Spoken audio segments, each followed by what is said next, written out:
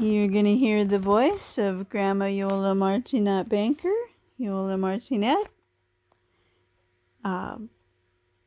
And I'll show you photos. This is Grandma Yola and my mom, Yolanda Lonnie.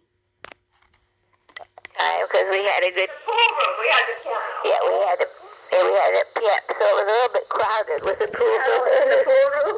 Yeah, when we needed, we'd say, 55. Okay. We'd say, we need the piano cue because the piano interfered with going around a certain. Oh, you need a little bit. Yeah, that's, yes. You have to say it was an upright piano. What's that? Yeah.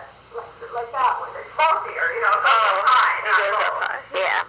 A piano. And whenever this was before TV. This is before we got the pool table. We got the piano. And then for entertainment, we used to sing. And one of the songs that we liked was the Big Rock Candy Mountain. Da da da da da da da da da. The Big Rock Candy Mountain. Well, yeah. And so we used to have a lot of fun doing that. Any other songs that kind of stand out or anything like that? Oh, yeah, let's see. This photo was taken at a hair salon in Arcadia on the corner of First Avenue and Wheeler. And we used to go there very often, like every week. One day we'd go.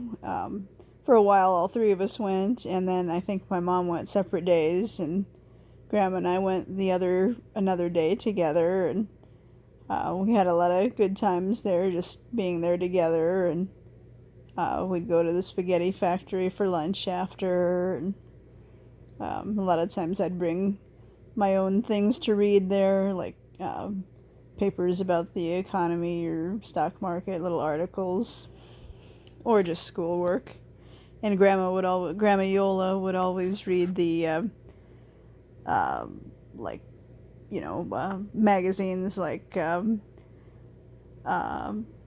had stories of just, what do you call that? The magazines of movie stars and gossip, gossip magazines or something like that. So,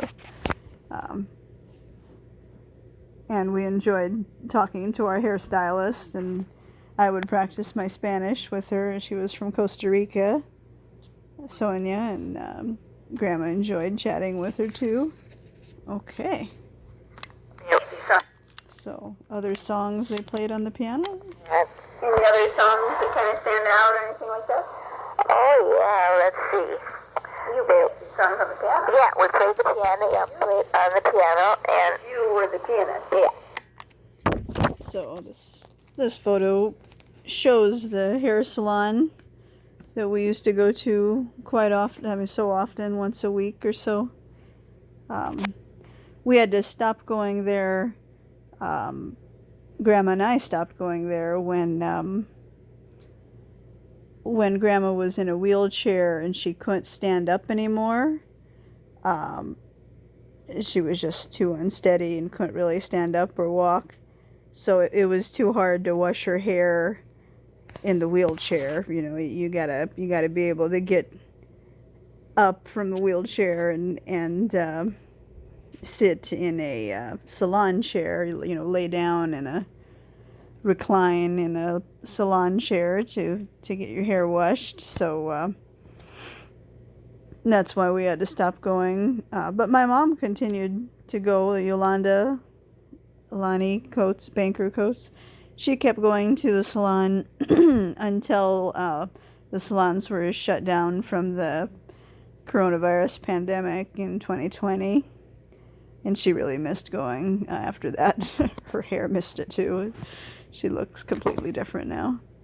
But by then she was going to a different salon because I guess the hair salon people she knew, her her stylist moved to another salon, so she followed the stylist to the other salon, something like that. So, and occasionally Grandma and I would get our nails and feet done here. Manicure, pedicure. And then our friends, whoever we had. Did I go the wrong way? Are you stand out or anything like that? Oh, yeah, let's see.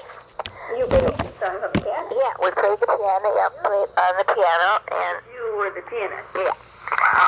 And then our friends, whoever we had, Helen and Jimmy Cavanaugh, for one, they enjoyed singing.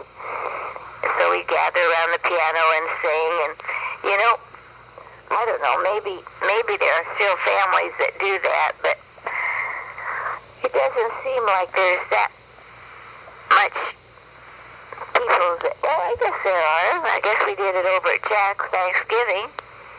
A little bit. And so we had a good time doing that.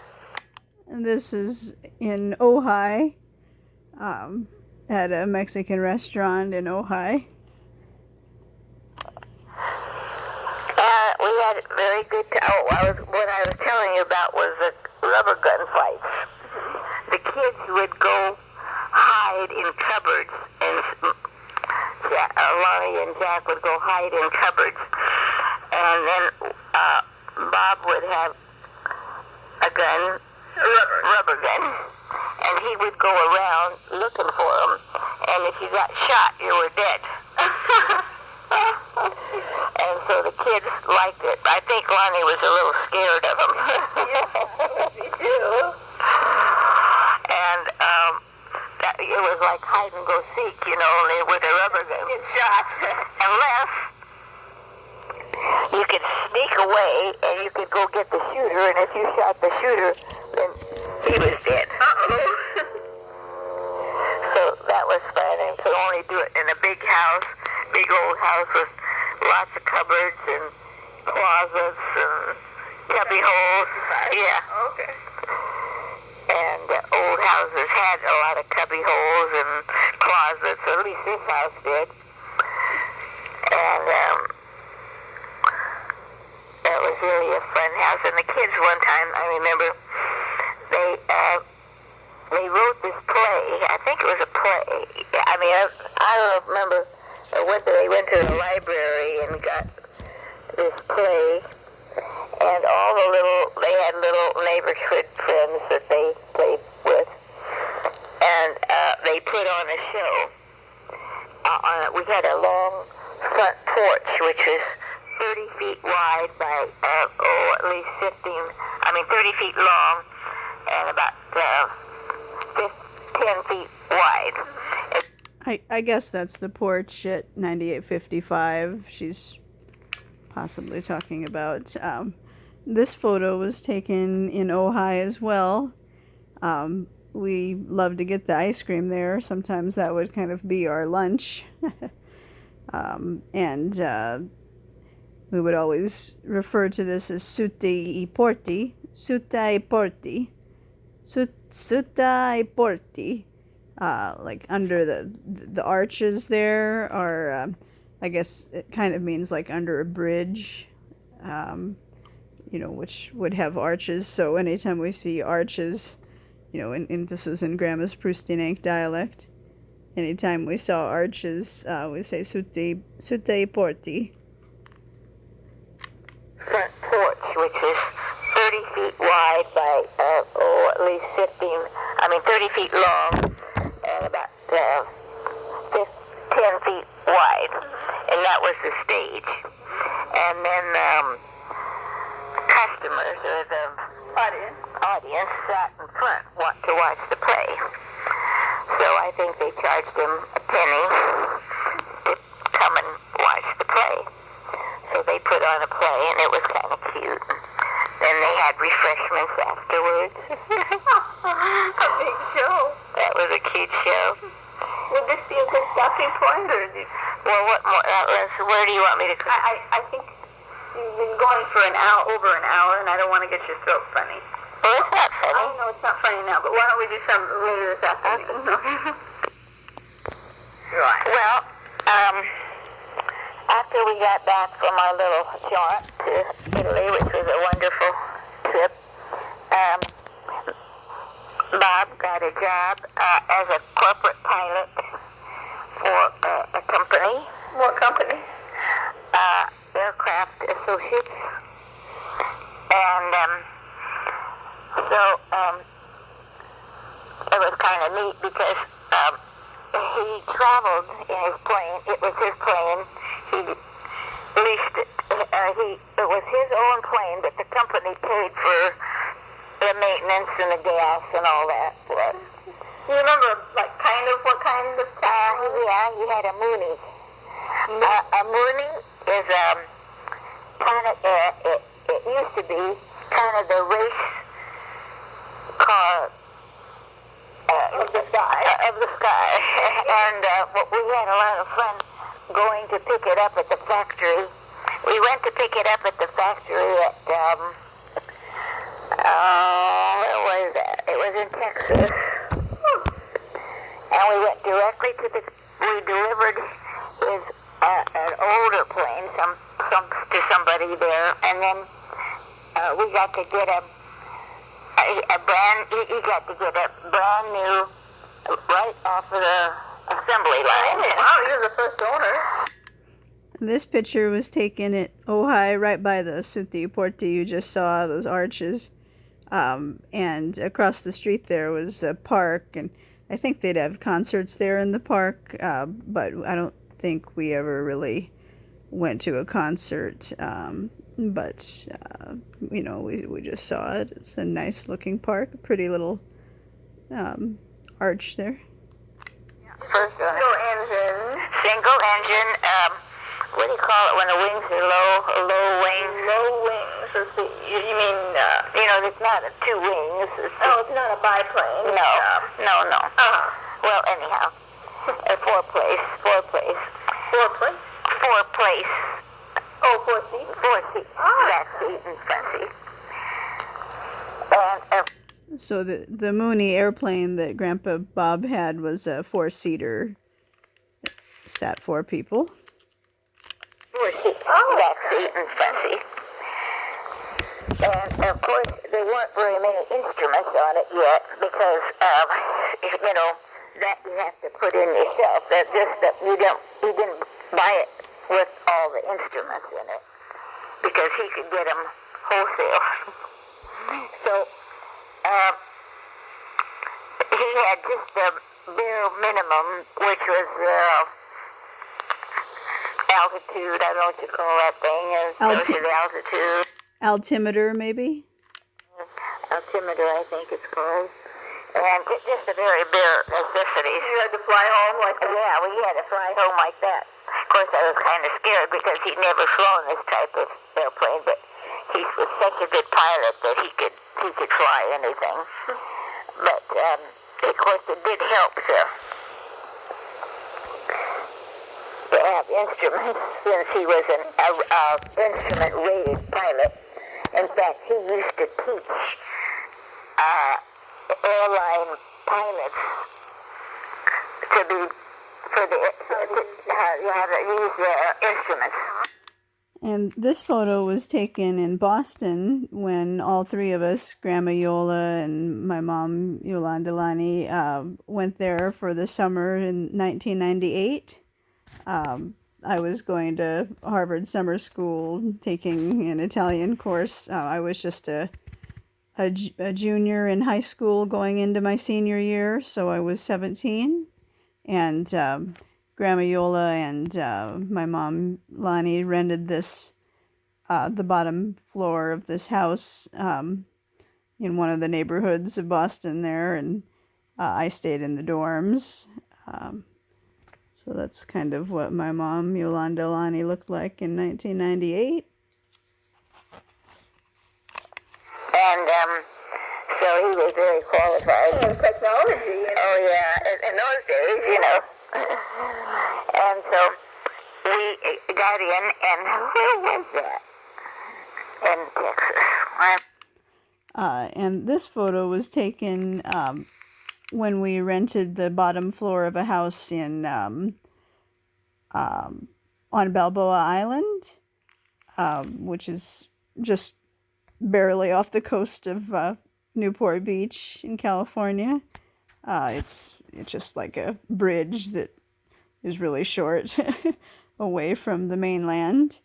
And this was my room, and Grandma's right there, Grandma Iole. That was just about when she was almost turning 75, I think.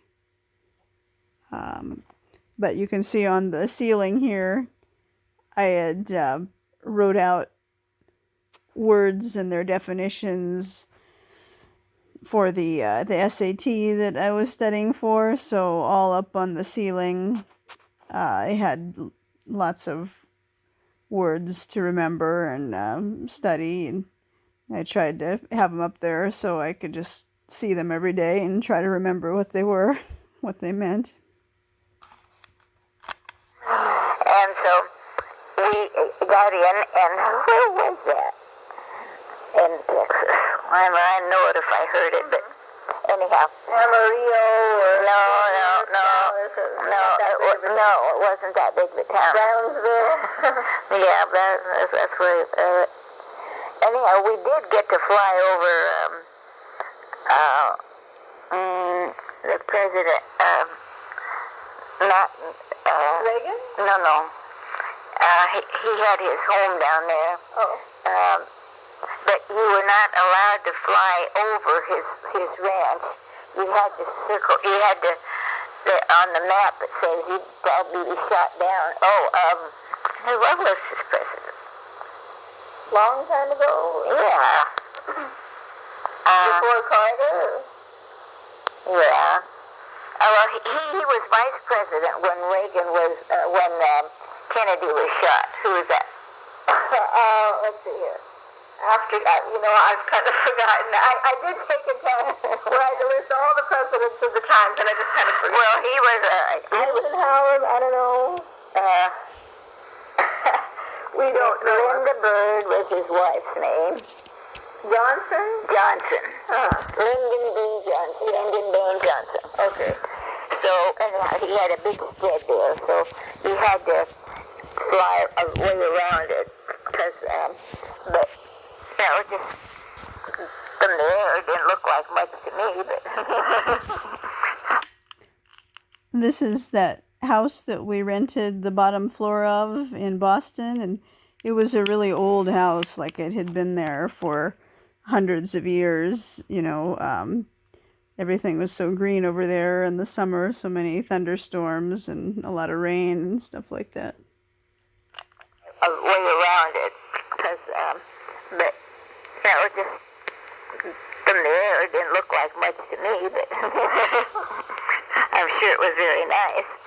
And so we finally got the airplane. Bob looked it all over and everything, and I think a man from the company did go up with him to show him a little bit of what to expect. And so we got in the plane, and we decided to go to El Paso our first night.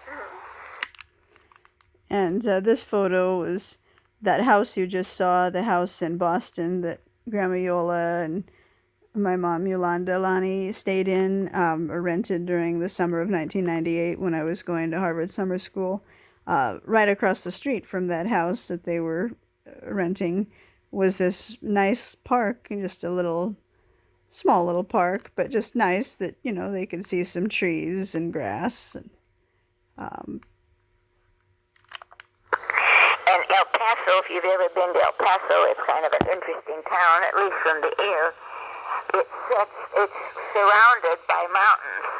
And as soon as you go over this ridge of, mountains, it's, tall hills. On all sides.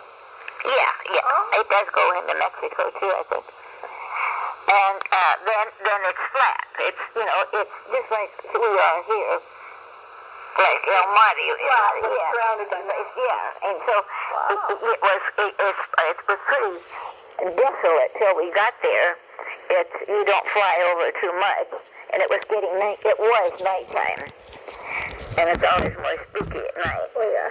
And, especially there's not so many lights in the middle of the desert. I'm like, no, there isn't. But the minute you flew over the ridge, then it became, it's a city, you know. All the lights.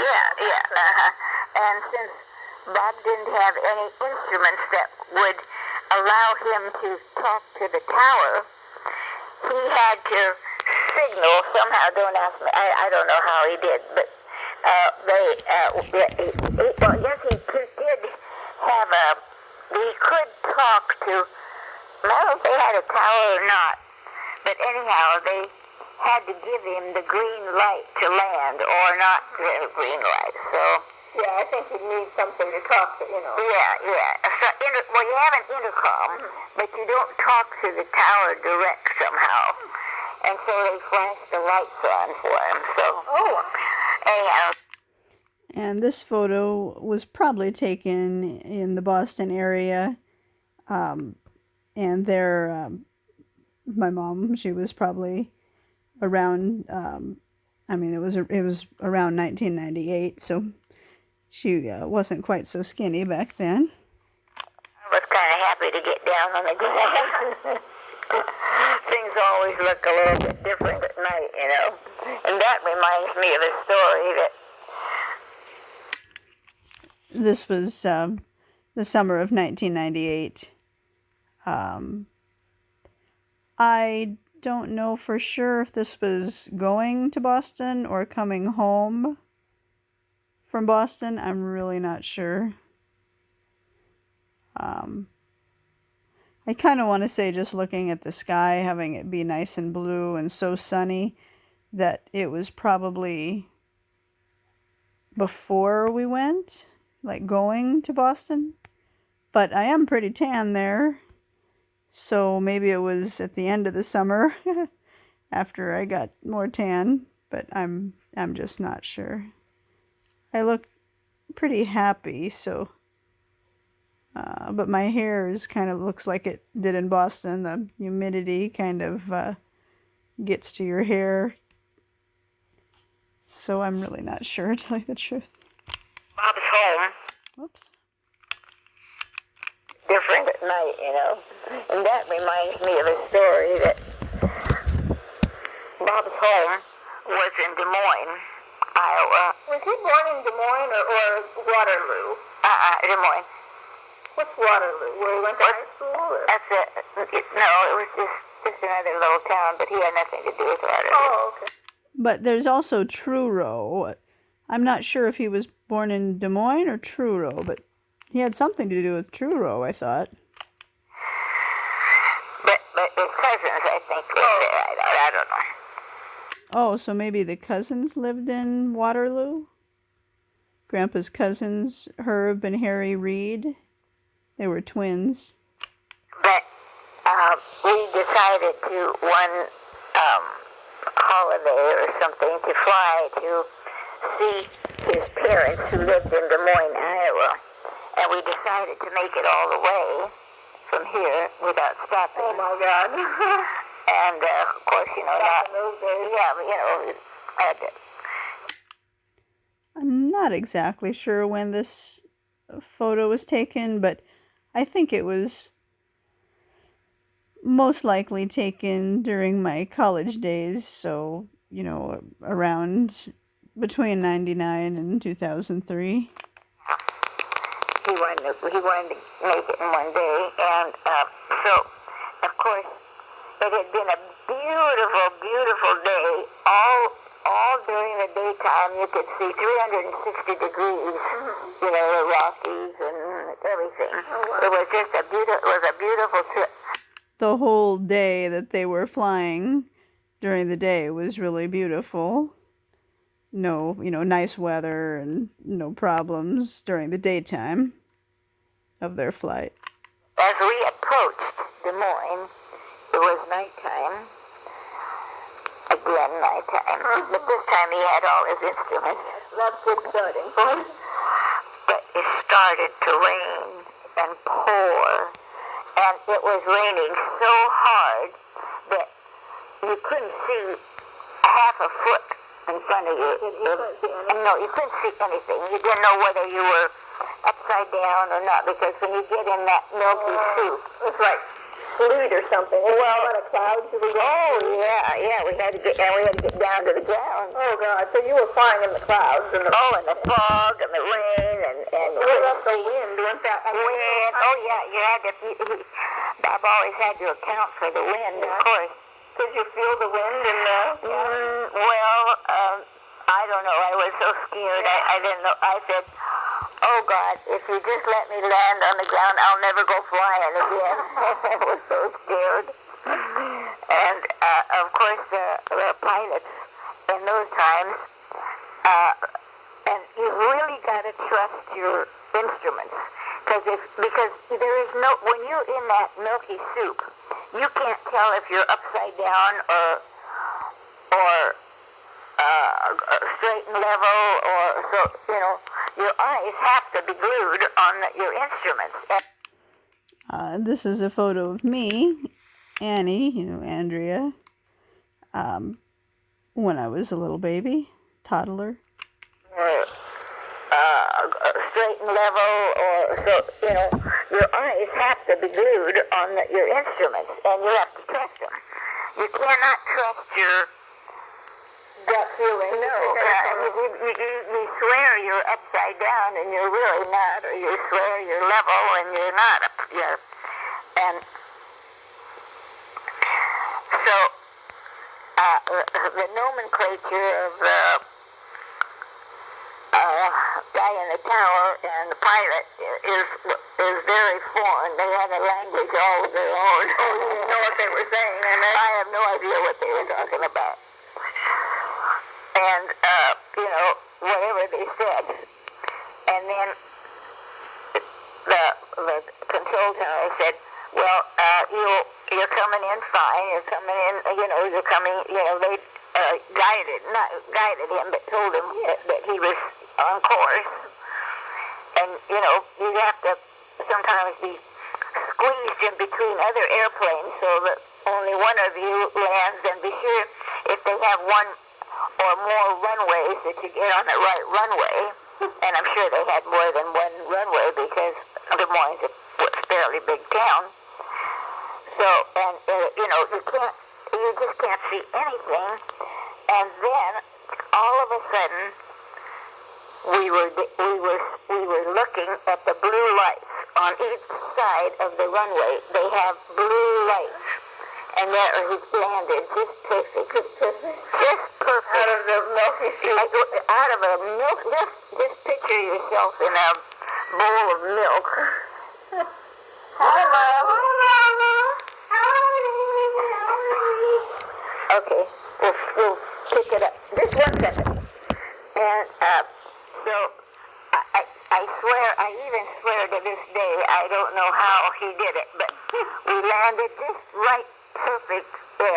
Touched the ground and flashed these blue lights as we were landing. Probably smooth too. Oh, of course, but it was still pouring rain. So I'll never forget that trip. A più tardi. A più tardi. Okay.